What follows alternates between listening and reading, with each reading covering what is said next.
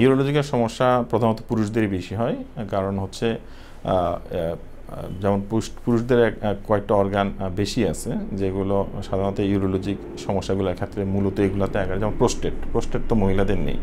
Urology সমস্যার মধ্যে একটা মূল সমস্যা হচ্ছে প্রোস্টেটের বিভিন্ন রোগ, যেমন benign enlargement of the prostate, prostatic abscess, prostatic lithiasis বা পাথর বা প্রোস্টেটিক কার্সিনোমা, ক্যান্সার, এরকম বিভিন্ন রোগগুলো কিন্তু পুরুষদের বেশি হয়। পুরুষদের ইউরেথ্রা মানে হচ্ছে মূত্রনালী কিন্তু অনেক দীর্ঘ, প্রায় 18-20 সেন্টিমিটার।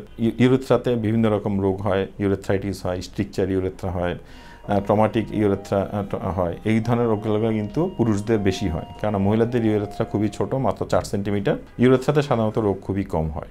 ইউরোলজিস্টরা একটা মূল নিয়ে কাজ করে, সেটা হচ্ছে মেল ইনফার্টিলিটি। হ্যাঁ, সেক্ষেত্রে পুরুষদের একটা বিশেষ একটা পরিমাণ পার্সেন্টেজ অফ পুরুষ কিন্তু ইনফার্টাইল, এবং ইউরোলজিটা এই ইনফার্টাইল পুরুষদের চিকিৎসা করে থাকে। মহিলাদের অল্প কিছু রোগ আছে মানে যেটা ইউরোলজিস্টরা ডিল করে থাকেন ইন জেনারেল, সেগুলোর বাইরে, যেমন এটা হচ্ছে ইনকন্টিনেন্স। যেমন মহিলাদের একটু বয়স হয়ে গেলে ইনকন্টিনেন্স মানে হচ্ছে প্রস্তাব ঝরার সমস্যা, স্ট্রেস ইউরিনারি ইনকন্টিনেন্স, হাঁচি কাশি দিলে দেখা যায় যে প্রস্তাব হয়ে যাচ্ছে। এটা হচ্ছে সাধারণত যেসব মহিলাদের ভেজানাল ডেলিভারি হয় বেশ কয়েকটা, কিংবা একটু বয়স বেড়ে গেল, ধরেন 50-55 হয়ে গেল, হরমোনাল সাপোর্ট কমে গেল, পেলভিক ফ্লোরের স্ট্রেংথ কমে গেল, সেই ধরনের মহিলাদের এই ধরনের স্ট্রেস ইউরিনারি ইনকন্টিনেন্স হয়ে থাকে। পুরুষদের বন্ধ্যাত্ব একটা অত্যন্ত উল্লেখযোগ্য সংখ্যক ইদানিং কিন্তু পুরুষ বন্ধ্যাত্বের শিকার।